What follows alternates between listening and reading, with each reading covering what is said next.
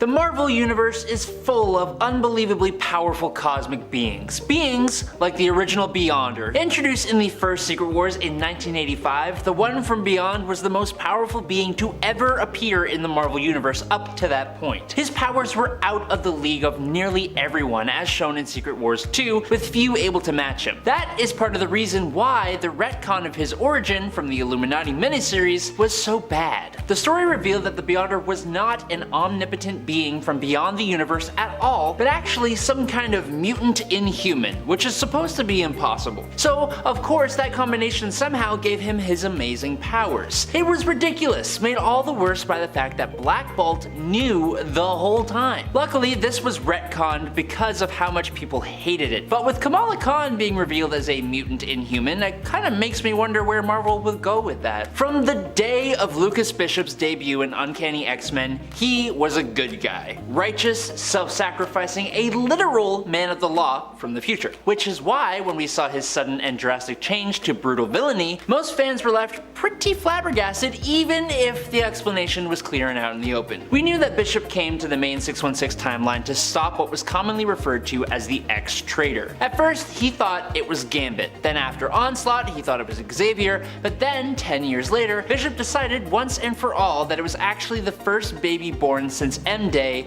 Hope Summers. The child would soon be adopted by Cable, and Bishop set out to send the sweet fresh mutant back to the Shadow Realm. Bishop nearly took the life of Professor X, and he slaughtered the entire population of a future version of Earth just to cut down on the places Cable and Hope could run and hide in. The Messiah story arc was honestly loved by so many people, but the heel turn in Bishop's personality was then explained away as being possessed by a demon bear. Next up, we are talking about the awful couple of Hawkeye and Mockingbird. This whole relationship honestly kinda seems like a cheap way of capitalizing on the Green Arrow and Black Canary coupling that DC had going on, but these two were nowhere near as compatible as their DC counterparts. The best example of that would be the whole thing surrounding a guy called Phantom Rider. To sum it all up, Mockingbird is caught and physically mistreated by the Phantom Rider, and so in turn she eventually gets her revenge, taking the Rider's life. Hawkeye, instead of supporting his traumatized partner, is scared off by the fact that she took the life of her assailant, and he dumps her. It all got retconned. Now, the story changed so that Mockingbird actually consented to do the jiggy with Phantom Rider, which means she then took his life for seemingly no reason at all. Hawkeye just used the killing of Phantom Rider as the excuse to break up with her, when the real reason was because she had cheated. Sentry Fallen Son is a comic that depicts the funeral for the Sentry after he was taken down by Thor during the Siege event. A whole bunch of superheroes are at his funeral. They're all giving their thoughts and prayers, saying nice things about the Sentry. Thor even goes and dances with Sentry's mom, which was super cute. And then we have Rogue. Rogue tries to say her piece at the funeral, and she talks about how she went for a long time without being able to touch somebody except for the Sentry, who was the only person who could hug her. And then she gets really overwhelmed and runs off crying. Then, in a little under the breath moment between Johnny Storm and Cyclops, it's basically implied that Rogue and Sentry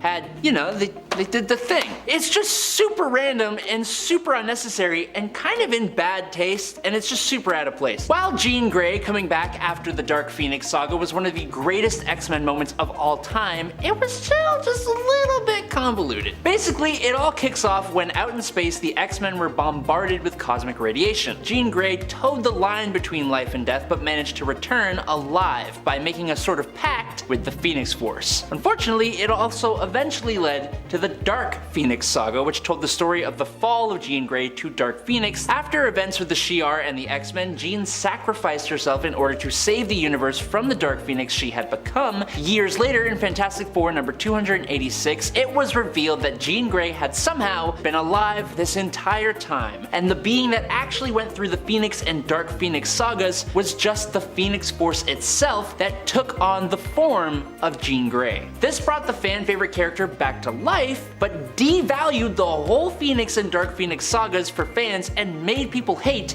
Jim Shooter, Marvel's editor-in-chief at the time. Over 1 million years ago, the early human mutant known as Firehair became the avatar of the Phoenix Force and nearly destroyed the entire planet. She began assembling a team of supernatural and mystical beings to protect humanity and Earth. The eventual team was made up of the Asgardian god Odin Borson, the demigod sorcerer Agamotto, Mephisto, the Black Panther of the Panther Tribe, the woolly mammoth riding Ghost Rider, Iron Fist Fanfei, and a super smart caveman who wielded the Star Brand. Now after fighting some corrupted Celestials as well as time-traveling villains from the present like Thanos, multiple Doctor Dooms, and Mephisto, the team eventually disbanded. The only problem is that given the actual legit history of the Earth, it doesn't make any sense. Like, at all. It does not work. There's a Ghost Rider riding a woolly mammoth, so like you win some, you lose some, you know what I mean? During the Planet Hulk storyline, Bruce Banner was tricked by his supposed friends, all members of the Illuminati, and was sent to the planet of Sakaar, which he liberated then conquered. Then he mistakenly believed that a device set up by the Illuminati had laid low millions of his own people, including his wife. Hulk came back to Earth and laid waste to those that betrayed him. Nothing could stop him. In the end, Hulk was about to destroy the entire planet before Tony Stark called down a combined strike from orbital satellites that finally took down the Hulk. This conclusion of World War Hulk felt very lackluster, with the Hulk basically just giving up and allowing Iron Man to unleash his Deus Ex Machina. So a few years later, a retcon for that sequence explained that the satellites were actually siphoning off gamma radiation from Hulk's body. It was also used to explain the creation of the Red Hulk, which people did not like, and it was followed by Red Hulk taking the leading role in a series that was supposed to be about the actual Green Hulk. Also, if Tony had all this satellite gamma draining technology, why did they even send Hulk to Sakaar in the first place? But speaking of the Hulk, while I and a lot of comic book fans are actually huge fans of the Immortal Hulk series and how it brought some significant changes to the character of the Hulk, the run also happened to make some big changes to the origin of the character, and for a lot of fans, you just don't really mess with that kind of thing. The Hulk's traditional origin saw Bruce Banner studying gamma radiation, helping to design the gamma bomb. While they were testing the device, Bruce rushed out and saved Rick Jones, who was in the literal blast radius, exposing Bruce to massive amounts of gamma radiation. Immortal Hulk takes that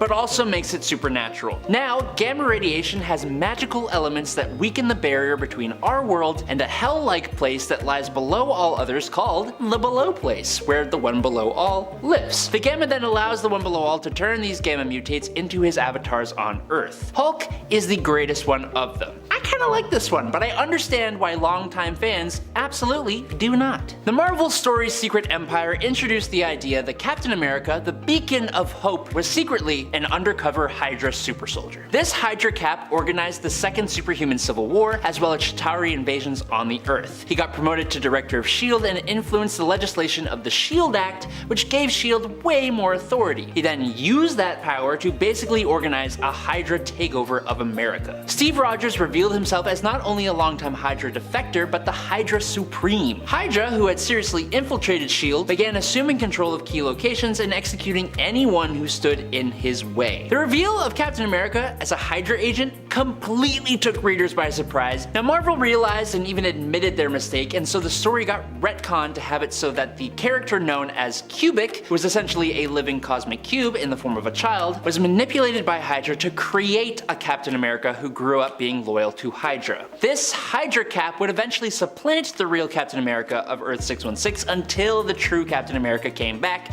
and beat the snot out of him. Next up, we're talking about Wolverine. One of Wolverine's main abilities is his incredible healing factor. It was so incredibly powerful that Wolverine seemed to be able to just brush off death like it was the common cold, and so Marvel had to start doing some talking. When Marvel decided that time had come to finally wipe out Wolverine for real this time, they needed a new explanation for how he managed to cheat death in the past, and so in Mark Guggenheim and Howard Chaykin's 2008 Wolverine run, it was revealed that Wolverine actually had in fact passed away before. Many times, but each time he did, he also fought Lazair, the literal angel of death, for the right to come back to life. Wolverine discovered that his soul had also been damaged, and so he made a deal with Lazair himself to fix his soul, which had the added side effect that he would stay dead. Then came the death of Wolverine's story, and can you guess what happened? He came back to life again. Number 10. Gwen's secret children. Norman Osborn slept with Gwen, and they had twins in secret together. Shocking? You bet it was. But that is exactly what happened in this very strange retcon from Sin's past. It featured a reveal as well that Peter Parker was not in fact Gwen's first, which seemingly broke Pete's heart, despite the fact that it's been, years since Gwen has been alive at this point, and the fact that it's kind of just a weird thing to focus on, honestly, when it comes to this revelation. Especially when it comes to the caveat that your dead ex also apparently had twins in secret with one of your greatest enemies, and the person who ultimately, kind of killed her. I mean, you could say that Spider-Man killed her. You can debate that all you want, but I think Norman's presence was pretty crucial in that. And now those twins have grown up, and they also think that you're their father and that you're responsible for their mother's death. So all in all, just a weird thing for Pete to focus on, and just a very weird retcon in general. And friends, before we move on to our next spot on this list, if you love what we do here, and if you love when I get to smash the retcon button and talk about retcons,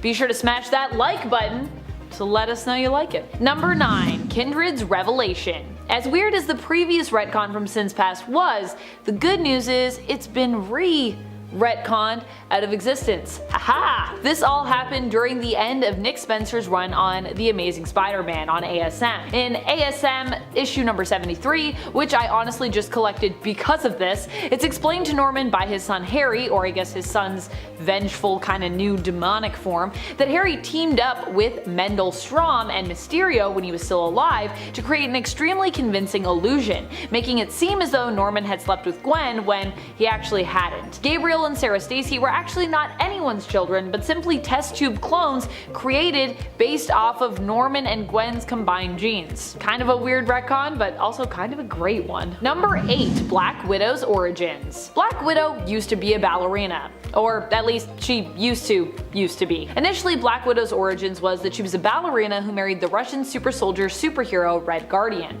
and after he went MIA and was basically presumed dead, getting blowed up, she decided to join up and fight for her country, inspired and impassioned into patriotic dedication by his sacrifice and unfortunate fate. However, it turned out that he never really died, but that Russia had it appear as though he did in order to manipulate Natasha into becoming one of their agents. However, then it was retconned that Natasha never really even was a ballerina at all, but merely these had been memories implanted into her mind by the Red Room, whom she was in the care of actually for most of her life, at least according to one of the accounts of the various versions of her origins. It's also been implied that she was not actually inspired to join up with the USSR following the supposed death of her husband, but instead was blackmailed into doing so. Basically, her origin is one that we seem to constantly revisit and tweak, so it's kinda hard to keep up with. To be honest, I kinda wish she had actually just got to be a real former ballerina turned spy, because that just sounds like a cool origin story to me, but hey, implanted memories. Number 7. Arana's powers. Arana is Anya Corazon. For those who are unfamiliar with her character, she is another Spider-Man-like superhero from Earth 616. Despite sharing some connection to the world of Spider-totems and Spider-like abilities, Anya was actually a pretty unique character in the sense that her power origins were more steeped in mysticism and magic. She was given her powers and her heroic calling after saving Miguel Lagar, a sorcerer from the Spider Society. She didn't get a radioactive spider bite, she got a magical spider tattoo. Anya had powers that gave her superhuman reflexes, wall crawling abilities, and super strength, but she also had a spider-like exoskeleton that she could produce, acting like a shield around her. She also had a power known as the Spirit of the Hunter, which kind of sent her into like a berserker rage. And because of her ties to the Spider Society, she was also extremely helpful when it came to reading prophetic scrolls that the Spider Army got a hold of during the Spider-Verse event. However, during Spider Island, her powers shifted to be basically just another carbon copy of Peter's instead, with her basically not having her original powers and then her just getting like Spider-Man's powers. Although at least now with Edge and End of the Spider-Verse, Anya does seem to be recovering her original powers, so they are coming back, but it was a weird retcon, and I was just like, but it actually ties into the Spider-totem thing. Doesn't that make more sense? Spider-totems are their own thing. Number 6. Franklin's origins. Franklin Richards is the son of Susan Storm Richards and Reed Richards. He is a member of the Fantastic Four and Future Foundation family, alongside his sister Valeria. While Valeria doesn't possess any superpowers of her own, at least not yet, although she is insanely smart, one of the smartest people in the Marvel Universe in fact, Franklin actually does have superpowers. Or he did. His powers are considered to be off the charts, or at least they were. Franklin Richards had insanely powerful reality warping abilities that had been causing bouts of chaos while also sometimes being insanely useful ever since he was a baby. It was also believed that these powers were the result of him having an active and powerful mutant gene. However, as Franklin's powers recently struggled to remain consistent and eventually faded with time, he not only lost the powers, but he also lost his mutant status, which was revealed to be a result of him subconsciously reality warping his own DNA. This has made a lot of Fantastic Four fans upset, but also I'm still hoping it's leading us to something else. I'm still hoping it won't be a retcon forever and that something will shift. Maybe they had to do that because Franklin's going to be coming to the MCU and they were like, he can't be this powerful. We must nerf him in the comics. Number 5, Teresa Parker. Who is Teresa Parker? Honestly, after everything we've learned about her, that's a really great question,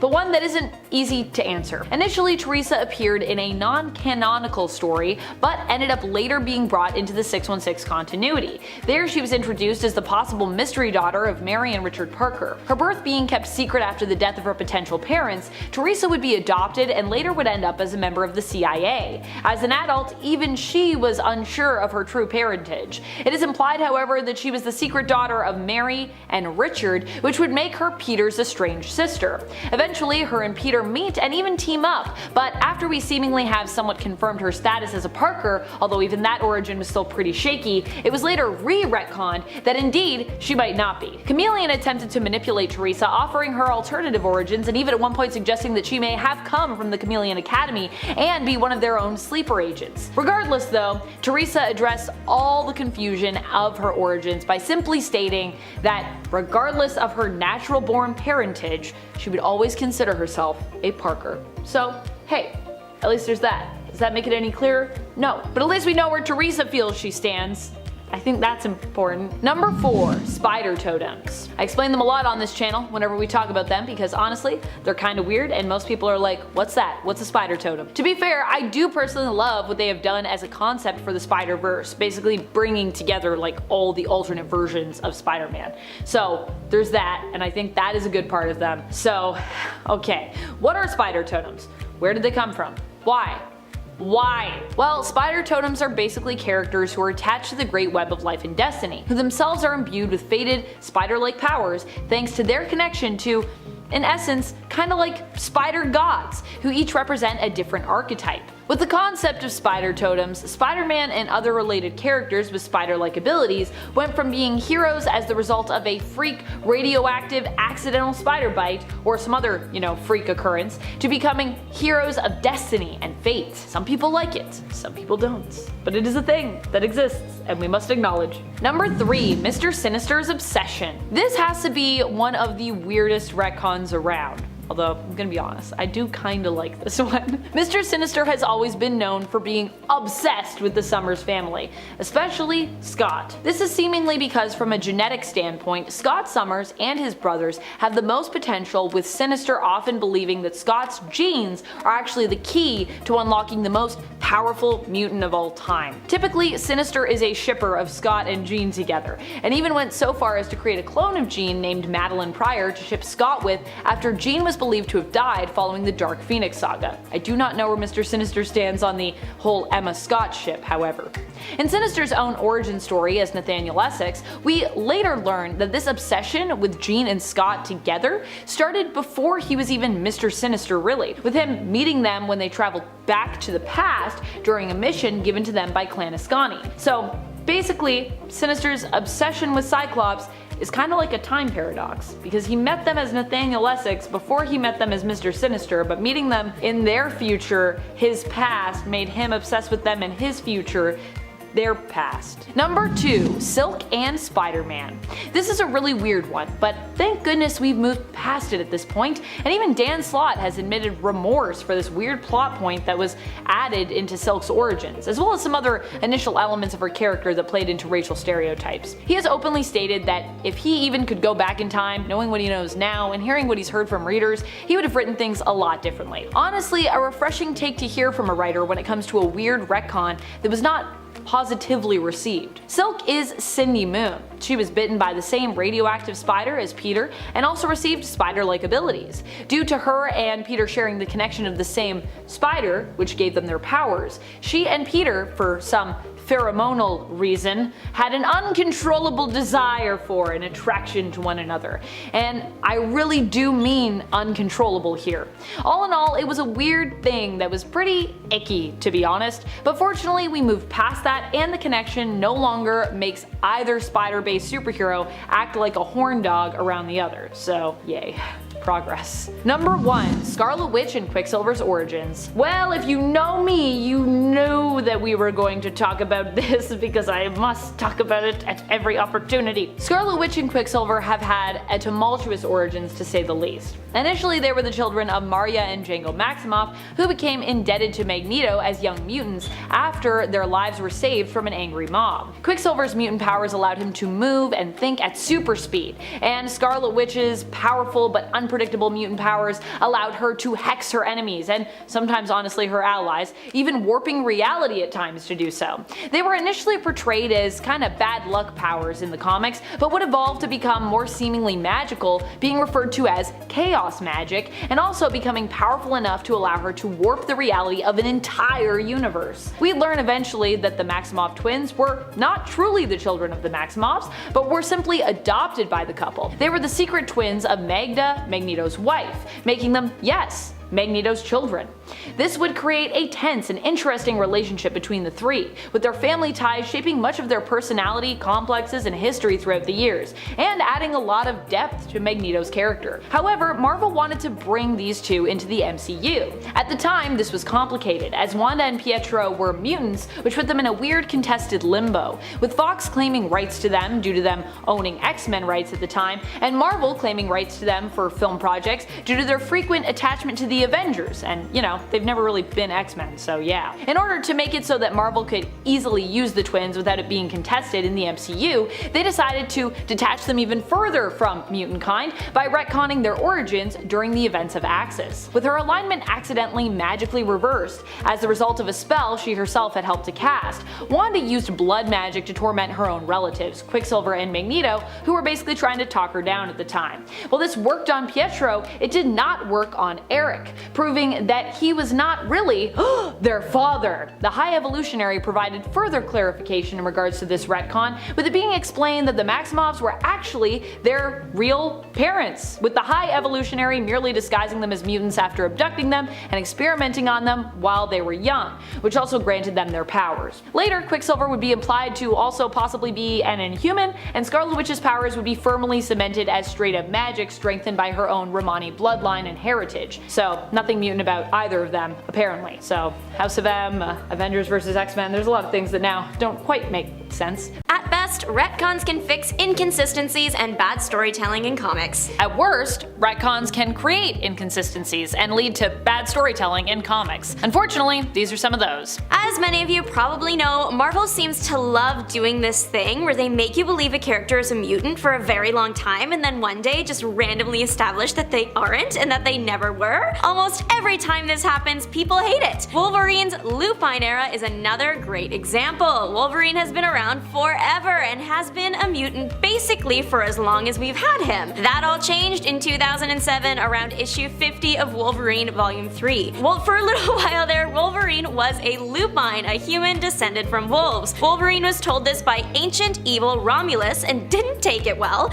I guess the good news is neither did fans. This retcon was received so poorly, Marvel did a double retcon to essentially fix it. In the later comic Wolverine Volume 2 number 312, Romulus' sister Remus ends up literally telling Wolverine that everything her brother said wasn't true and the Lupine species was not actually real. Well, that takes care of that, I guess. Next up, chaos magic. What is it, and was it ever real? After we learned that Wanda was tied to Chthon, over time the magic she used was also tied to him and her connection to the demonic powerhouse as a god. As the god of chaos, one of the titles that Chthon claims to have, this magic type became known as chaos magic. But there was also the issue of Wanda's initial origin. Wanda was first introduced as the Scarlet Witch Witch back in X-Men, where she was teamed up with the Brotherhood of Evil Mutants. She was an evil mutant who had an unpredictable hex-based power set, often bringing bad luck to her opponents whenever she used her abilities, though not as in control of them as we now know her to be. She usually couldn't pick exactly what would happen, she'd just like hex people and something bad would happen. So, which was she? Was she mutant or was she magic? Or was she some combo of these two things? That's kind of what chaos magic was considered to be for a while, a sort of combo of those two things, until Avengers disassembled, when it was then established by Doctor Strange that chaos magic was no longer real. In fact, according to Strange, it never had been real. This was the reason he couldn't help Wanda or the Avengers during Avengers Disassembled or House of M. However, later still, chaos magic was then re-retconned back into existence as Wanda, now no longer considered a mutant, needed an exploration for her natural magical aptitude. Not only that, but chaos magic was then considered to be the oldest form of magic in all of existence, apparently, predating even Chthon. And apparently this is also sometimes why Doctor Strange didn't know about it, because it's so old, but you'd think as the Sorcerer Supreme, you would know that. Chthon apparently didn't create this magic, he simply used it, because that's how old it was. Wanda's link to Chthon, chaos magic, and the mystic arts through her family lineage were used to explain her innate power, especially because she's not a mutant, so whatever. Poor Zorn was a victim of identity theft, but then not actually. Turns out he was the one committing identity fraud. We see Zorn for the first time in New X-Men Annual 2001 as Zorn, but it was all revealed at the end. Zorn was actually a vengeful Magneto using the Zorn identity to get closer to the X-Men. Turns out it was actually Zorn pretending to be Magneto, pretending to be Zorn, and Zorn was being controlled by someone named Sublime to foster mutant hatred in the world. So that's fun. At the end of the final battle, Zorn dies but then comes back because his essence was still connected to Sublime. Eventually though, he did disappear and his twin brother came to take over his place in the X-Men. He had all Zorn's powers and even had a mask like his. Marvel editors just really liked the character of Zorn and wanted him around permanently, whereas Marvel in general wanted Magneto back. It worked out well for everyone, well, except the storyline that Zorn originated in. Throughout it, there were hints everywhere that Zorn was actually Magneto, as that was always the intention. I guess they just mean nothing now. Speaking of weird characters that we thought we know who they were, but then it turned out maybe we didn't know. Did you know that Spider-Man has a sister? Yep, he does. Well, sort of. I actually don't mind Spider-Man having a secret sister in the comics, that's not what I'm upset about here, and that being a big reveal. But what I did not like about this one was the fact that it wasn't super consistent, kinda like Zorn. It was like Marvel was afraid to fully commit, so near the end of this adventure with his supposed sister Teresa, it's implied that she might not actually be a sister at all, and that her origins are as of yet unconfirmed in that regard. But either way, Peter still confirms that he considers her his family regardless. Keeping it ambiguous is not my favorite when it comes to comic book family history, especially as someone that needs to keep track of that stuff. Franklin Richards, son to Mr. Fantastic and the Invisible Woman, has been having a bit of an identity crisis lately. First, he is a mutant and invited to Krakoa to be with the other mutants. Then he can't use the portal because he is not showing to be a mutant. Then we learn his dad, Mr. Fantastic, has made a device that masks his mutant gene, so eventually Franklin does end up on the island and he is a mutant again. But then, much later, after a big battle, he tries to come back, but he can't because he's not a mutant. It's hard enough to keep up with as a reader. Imagine that being your teenage years. Franklin is, or was, considered one of the strongest mutants ever, but if he uses his powers too much, it gets drained. Well, he did that, and his dad was trying to figure out what was wrong. When the X-Men extended Franklin's invite to the island, the Fantastics were thrilled, and they thought Franklin was too young to be leaving his family. There's a big fight in Washington Square between the Fantastic Four and X-Men over this kid, and it ends up being for nothing because he's not actually a mutant after all. Apparently, Franklin's powers were so strong that he unknowingly used them to make himself appear as a mutant, but when his powers are drained, he can't do that anymore, revealing his true nature. All that family and coworker drama and heartache for nothing. This has to be one of the weirdest retcons here. There are a lot of weird ones in relation to House of M that happen in retrospect and which would have changed the perspective entirely of this event, but this one really gives almost all of them a run for their money. While Well, it's a tie between this one and one other one on our list, but I'm gonna talk about that one later. This one went down in Children's Crusade, where Billy finds his spiritual mother Wanda in Latveria, where Scarlet Witch claims that she is head over heels in love with Dr. Doom, and is even betrothed to marry him. What? Another interesting point Billy learns is that Wanda seems to be suffering from amnesia here. Turns out that this was all seemingly part of a plot of Doom's to steal Wanda's power. However, it is also implied that the two did really have feelings for each other, despite Doom's claims that it was all a fervent sham, and that Wanda means nothing to him. In his anger, he even claims that she is so worthless, she wasn't even the true cause of House of M, and that it all actually happened due to his own machinations. That's right, he marches in there saying House of M was all me, baby. Interesting. I generally write this one off as Doom just being frustrated at the result of his plan not going to plan, as we still have yet to see any proof of Victor's claim here, I believe, but it is possible that this was meant to be taken literally and it was a retcon that was intended to absolve Wanda of her guilt. But at the same time, it also would kind of make much of the event feel hollow, because Wanda was pushed to her actions due to her own trauma and hurt at that time, so it makes sense that she's behind House of M, and while I'm not condoning what she did, it did make sense for her character to lash out like she did, hence why Doom being behind it all really makes no sense. No matter which universe you look at, Iron Man is suffering. That's just the way of the worlds. In 2012's Iron Man 17, Tony gets some pretty serious news. Turns out he was adopted, and he already has enough daddy issues, but the revelation that has caused him to reevaluate his bond with his father, it didn't go over well. Maybe Howard wasn't the best dad to Tony because he secretly resented him for not being his biological son. The Starks' biological son was Arno, and he wasn't doing so well, so the Starks turned to Alien 451. The alien helped get Arno to term, but modified him in the process to wield the universe's most powerful suit of armor. That sounds familiar? The baby was born, but Howard had done some modifying of his own that made the baby's health decline. Who knows what would happen if 451 found out what Howard did, so the Starks needed a cover. Enter Tony. This is so sad. Tony was literally being adopted in a family not to be loved, but to be a decoy that is forced to live up to unattainable standards for his entire life. Eventually, Tony met 451 and tried and failed to pilot the armor. When he got back down to Earth, the ever-curious Tony looked into why he couldn't do it and found a tape in which Howard explained everything. Marvel, give Tony a break challenge level impossible. What's interesting about a lot of retcons is that they are usually implemented by writers or creative teams who are different from the ones who established the initial canon for a character, which honestly makes sense. These are new creatives who either might not be aware of the established canon, might not like it, or might just want to change it up because they want to shake things up and have like a new vision for a character or just established lore. But this isn't always the case, like with Genesis and her alter ego, the demonic entity Annihilation, during Ten of Swords. Genesis was revealed to be the retcon wife of Apocalypse, who also happened to be the one under the Mask of Annihilation, or the Helm of Annihilation, possessed by the demonic Amenthi entity. However, by the end of Ten of Swords, we'd actually saved Genesis from her possession, with Saturnine transforming the Helm of Annihilation into a staff. The whole purpose of Saturnine doing this was to zap Annihilation's power somewhat, making it easier for the wielder to dominate and control this power instead of Annihilation possessing the wielder. This way, Genesis and the Iraqi mutants would have complete control over the Amenthi army without being possessed.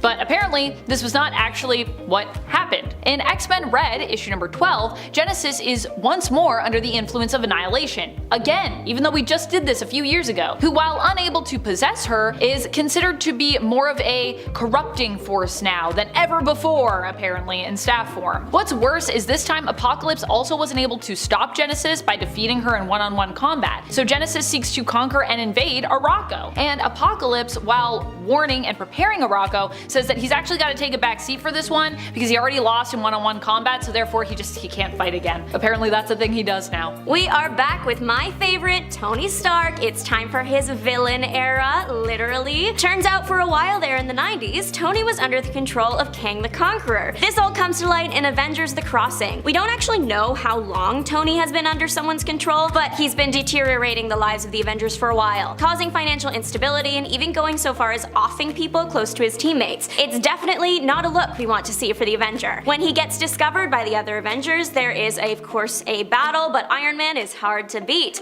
What do the Avengers do? They travel back in time and they get another Tony. Teenage Tony inspires evil Tony to become good again, and evil Tony sacrifices himself to save the day, becoming a hero again. This retcon already messed with Tony's character, but now it means that Tony is just really young for a while, until it's eventually, thankfully fixed when all the Avengers died and then were revived by someone we have already seen, Mr. Franklin Richards, but specifically the version of him that Franklin knew best, meaning older Tony, but he's a good guy again. Most fans dislike this retcon for what it did to Iron Man, but it was also just confusing. Later on, Kang even confirmed that he was just trying to create confusion. Mission accomplished, dude. Speaking of things that are confusing, especially in the modern light of day, this is the retcon that is tied for worst in the wake of the House of M aftermath. If you know me, you can guess what I'm about to say next. Say it with me. Scarlet Witch and Quicksilver are no longer mutants. What? Why? And how? Yes, because of the MCU, and because the High Evolutionary is basically a major creep who likes to experiment on mutant younglings. I don't know. This retcon took place during the Axis event, which I have honestly mixed feelings about. The event, not the retcon. While there are parts of Axis that I like, this is decidedly one of the parts that makes me question if it might actually be the worst event ever, because that is how much this retcon bothers me.